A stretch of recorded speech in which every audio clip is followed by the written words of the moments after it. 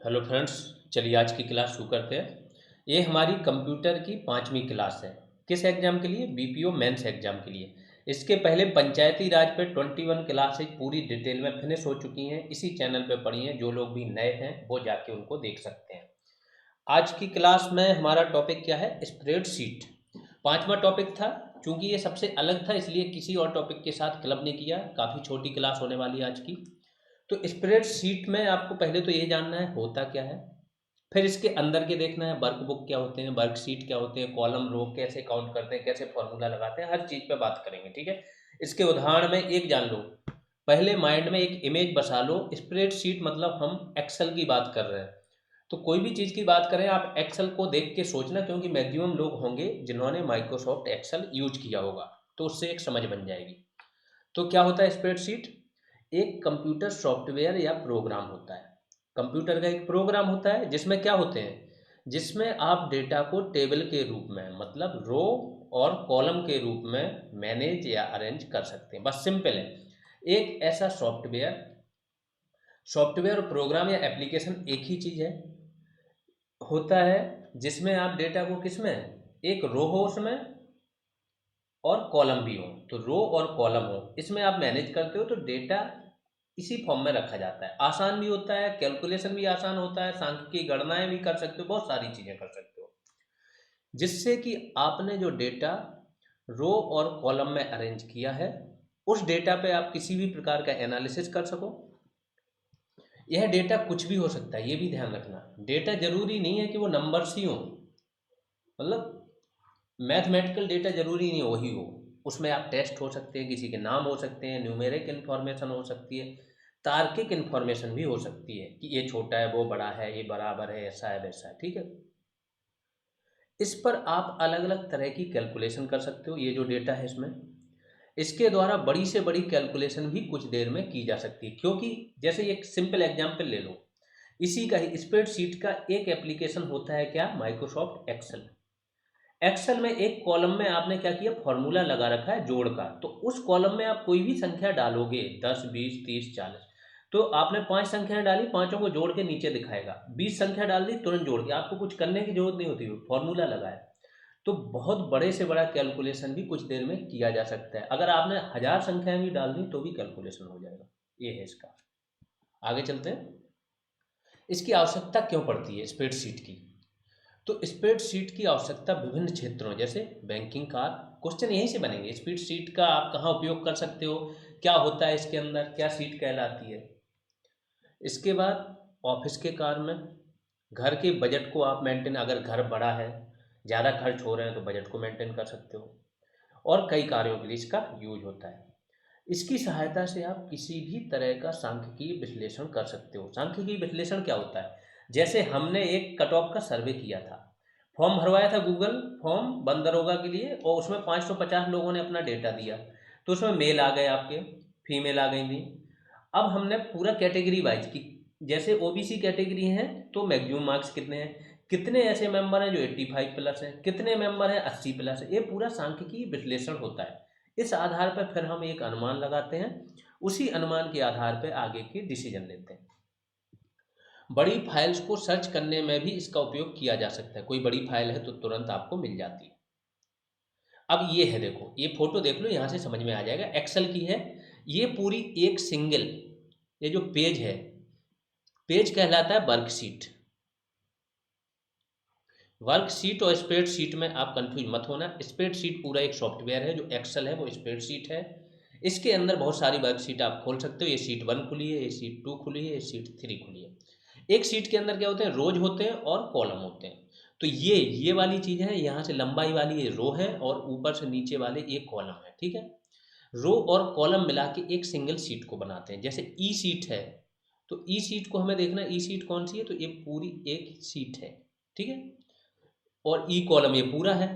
तो इस शीट का अगर एग्जैक्ट पता देखो तो रो है, इनको नंबर से डिनोट कर रहे हैं। देखो 1 2 3 4 5 6 ये रो हो गए, और कॉलम को ABCDE से डिनोट कर रहे हैं। तो इसका अगर पता देखो तो E3 क्या हो जाएगा, E3 पता है। ई क्या हो गया, कॉलम, और थ्री क्या हो गई, रो। सेम ऐसे करके चीज़ें चलेंगी। यहाँ पे बहुत सारी चीज़ें हैं जो आपको डालना है, डेटा डालना है, अरेंज करना है, कलर देना है, इसके बाद आपको यहाँ पे फॉर्मूला लगाना है, फॉर्मेट तय करना है, हर एक चीज़ यहाँ पे है। तो सेम है ये स्प्रेडशीट। आगे चलते हैं, इसकी मुख्य विशेषताएं देख लेते हैं। सबसे पहले रिकैलकुलेशन।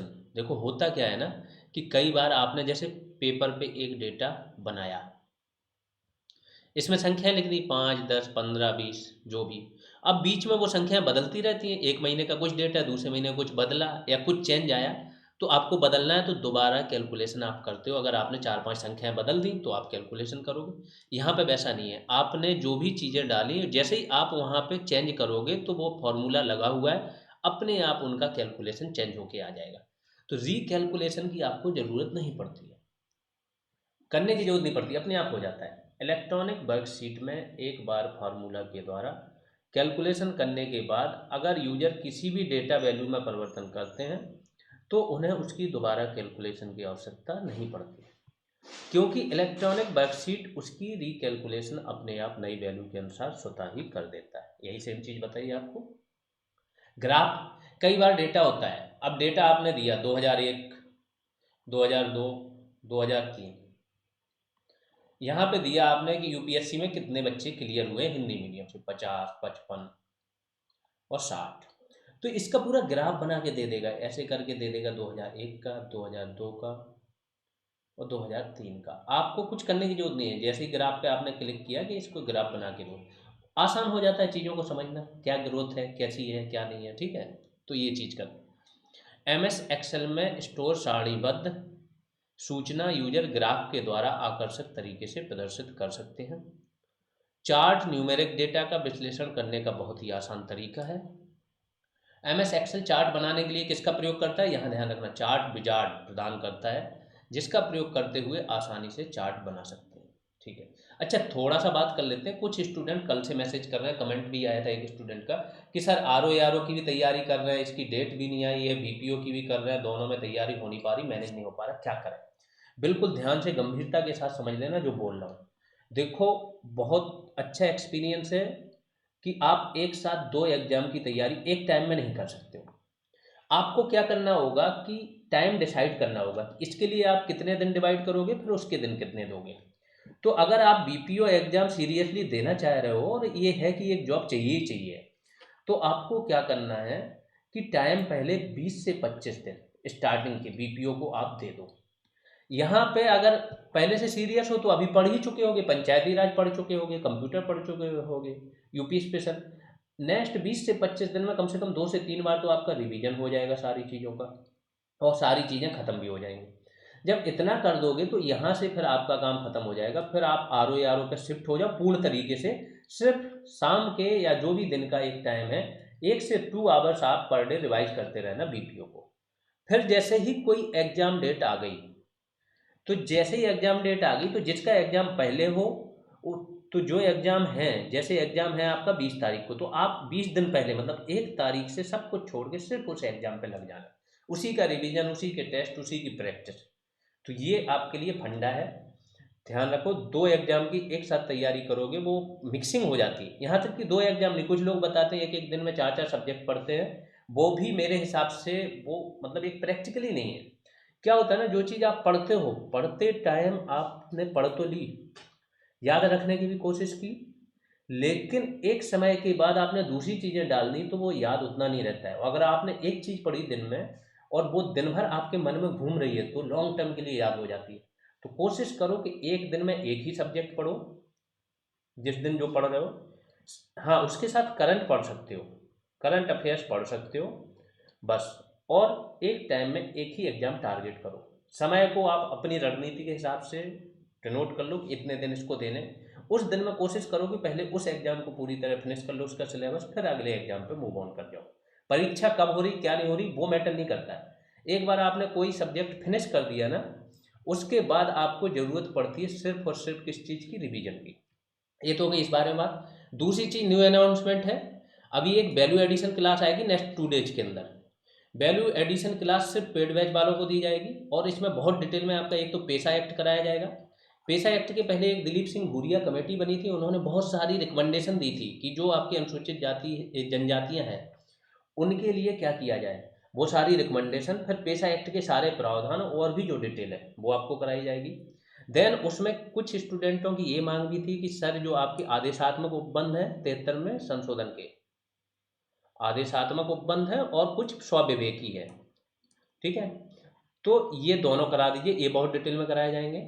इसके बाद कुछ और समितियों पे बात होगी, वो भी कराया जाएगा, और भी जो कुछ किया जा सकता है। सेकंड वैल्यू एडिशन क्लास का कंटेंट रेडी है, नेक्स्ट 2 डेज में आएगी, लेकिन इस वीडियो क्लास का एक्सेस सिर्फ पेड बैच वालों को होगा। आने वाली जितनी भी वैल्यू एडिशन क्लास होंगी पंचायती राज पे, वो सिर्फ और सिर्फ पेड बैच वालों को मिलेगी, क्योंकि उन स्टूडेंटों का ये कहना है कि सर जब हर चीज़ फ्री में मिल ही जाएगी तो हम फिर हमें एक्स्ट्रा क्या है, ठीक है, सही बात भी है उनकी।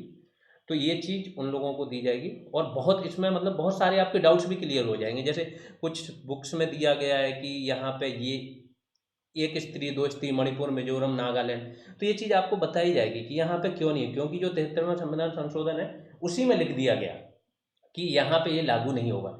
JNK में लागू नहीं था, लेकिन बाद में लागू हो गया जब वहाँ पे हटा ये धारा 371, ठीक है। तो इस सब पे बात होगी। आगे चलते हैं।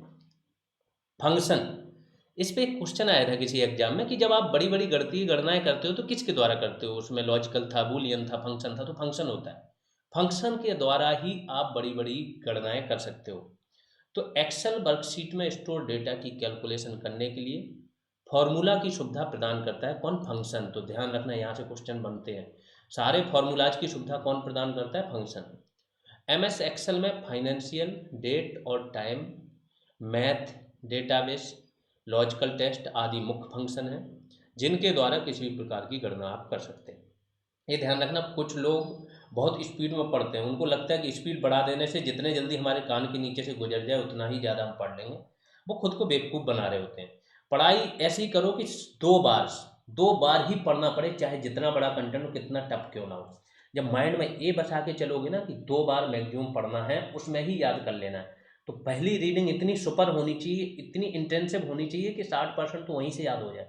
सेकंड रिवीजन, हाँ, फिर ये नहीं कि 2 पे रह नहीं जाना है, फिर 3 लगे, 4 लगे, लगाओ, लेकिन पहली 2 रीडिंग इस इंटेंशन के साथ किया करो। आगे आते हैं पिवोट टेबल। MS एक्सेल में न्यूमेरिक डेटा का विश्लेषण करने के लिए चार्ट का प्रयोग करते हैं, ठीक है। अभी बात हुई है एक्सेल में चार्ट बनाते हैं। अगर न्यूमेरिक डेटा काफ़ी ज़्यादा जटिल है तो इसको किस में कन्वर्ट कर सकते हो, इस डेटाबेस को आप पिवोट चार्ट में कन्वर्ट कर सकते हो और फिर उसका विश्लेषण बहुत आसानी से कर सकते हो। तो यहाँ पे ये भी सुविधा है। अगला लेखा जोखा, विशेषताएं पढ़ रहे हैं हम सारी। तो MS एक्सेल वर्कशीट में स्टोर डेटा का लेखा जोखा रखने की सूचियां प्रदान करता है। एक्सेल की इस विशेषता के द्वारा यह पता लगा सकते हैं कि कैलकुलेट किए गए फंक्शन ध्यान रखना, फंक्शन उसमें आता है, गणती, बड़ी बड़ी गणनाएं किससे होती हैं, फॉर्मूला किससे लगते हैं, किससे कैलकुलेशन, एडिशन, सब्सट्रैक्शन, ये सब होता है, तो सब फंक्शन का काम है। कैलकुलेट किए गए फंक्शन में कौन कौन सी डेटा वैल्यू शामिल हैं तथा किसी विशेष वैल्यू का प्रयोग किस किस गणना में शामिल किया गया है, ये सारी चीज़ें होती हैं। आगे चलते हैं। डेटाबेस बनाना, MS एक्सेल का प्रयोग करके डेटाबेस को स्टोर कर सकते हो। एक या एक से अधिक रिकॉर्ड के समूह को डेटाबेस कहा जाता है। तो डेटाबेस किसे कहते हैं, एक या उससे अधिक रिकॉर्ड के समूह को। वर्कशीट में डेटाबेस स्टोर करने के बाद डेटाबेस पर किसी भी प्रकार की संक्रिया कर सकते हो आप। जैसे एक बार आपने डेटाबेस बना लिया तो आप कुछ भी कर सकते हो, कैलकुलेशन कर सकते हो, समराइज रिपोर्ट दे सकते हो, लेखा जोखा कर सकते हो, प्रिंट वगैरह करा सकते हो। ये सारी इसकी विशेषताएं आ गई हैं। आगे चलते हैं। प्रमुख तथ्य, ये इंपॉर्टेंट सेक्शन है, ध्यान से सुन लेना। रो और कॉलम तो जान गए होंगे, रो नंबर से डिनोट करते हैं 1 2 3, कॉलम यहाँ ABCD होता है। रो और कॉलम से मिलकर एक आयताकार बॉक्स बनता है, जो मैंने बताया था ये। इसी बॉक्स को सेल भी कहा जाता है, जिसे सेल कहते हैं। प्रत्येक सेल करीब 255 अक्षर स्टोर कर सकता है। तो ये सेल क्या है, 255 अक्षर को क्या है, स्टोर कर सकती है। प्रत्येक सेल के चारों ओर एक बॉर्डर होता है जिसे ग्रिड लाइन कहते हैं। प्रत्येक सेल का अपना एक एड्रेस होता है जो कि उसके कॉलम लेवल अथवा रो नंबर से मिलकर बना होता है। जैसे मैंने बताया कि आपका कॉलम लेवल जैसे ABCD है तो ये हो गया, और पहली रो है तो A1 हो जाएगा, अर्थात वर्कशीट का पहला सेल क्या, A1 कहलाएगा। तो सेल पता चल गया, सेल ये चौकोर होता है। अब ये सिंगल छोटा सेल है, बड़े बड़े भी निकाल लोगे, कई चौकोर आयताकार होते हैं। सबसे बड़ा सेल कौन सा होता है आपका, पूरी वर्कशीट। सेल के आकार का ही एक्सेल में एक पॉइंटर होता है। इसे सेल पॉइंटर कहते हैं। कभी भी किसी सेल पे क्लिक करो तो वो हाईलाइट हो जाती है सेल, वही पॉइंटर हो गया, ठीक है। यह कीबोर्ड की एरो की सहायता से ऊपर नीचे दाईं और बाईं ओर घुमाया जा सकता है। जो कीबोर्ड की होती है ना 4 एरो की, तो वो सेल का जो पॉइंटर होता है वो ऊपर नीचे ले जा सकते हो, कहीं पे भी एडिट करना है तो काम कर सकते हो। जिस सेल में आप डेटा को टाइप करते हैं उसे एक्टिव सेल कहते हैं।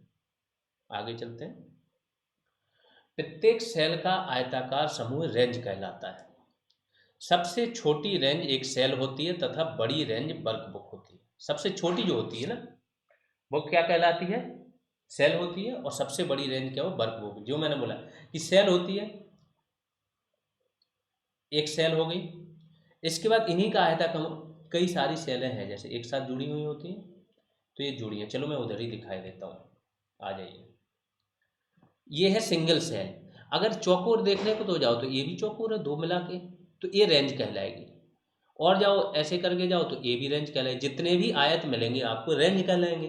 तो अगर सबसे छोटी रेंज देखो तो एक सिंगल सेल है, और सबसे बड़ी रेंज देखो तो ये पूरी वर्कशीट आ जाएगी। यही ये बोल रहे हैं,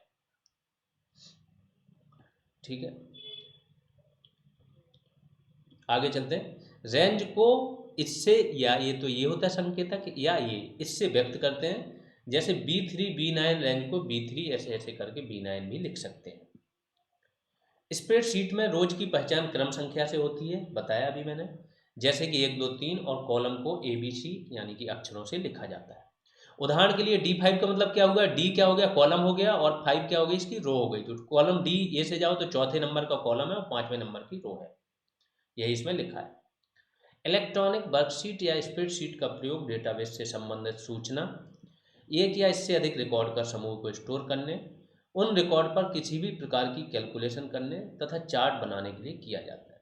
अच्छा, एक और इम्पोर्टेंट अनाउंसमेंट, नेक्स्ट क्लास जो आपकी आएगी वो होगी पंचायती राज पे एक updation plus correction class.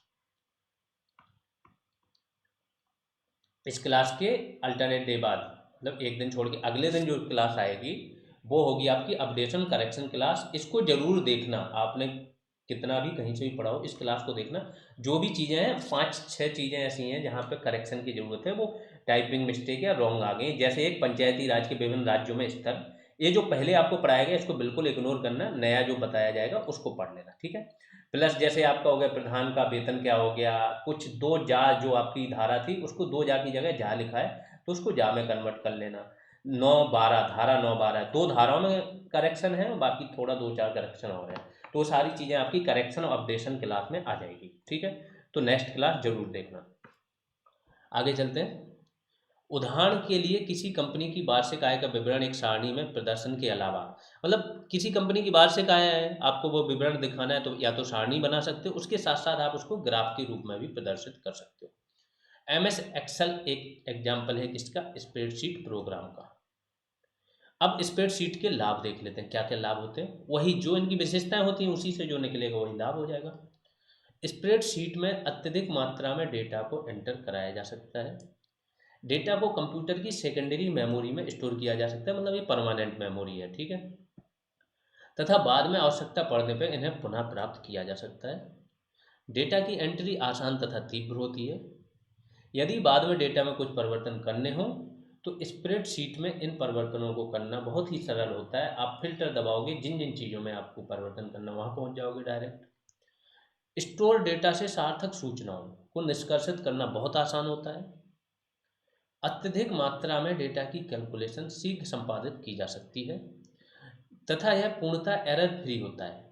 Calculation से प्राप्त परिणाम बहुत ही विश्वसनीय होता है, इसमें एरर की गुंजाइश ही नहीं होती क्योंकि फॉर्मूला लगे होते हैं। यदि एंटर किया गया डेटा सही है तो प्राप्त परिणाम भी बिल्कुल सही होते हैं।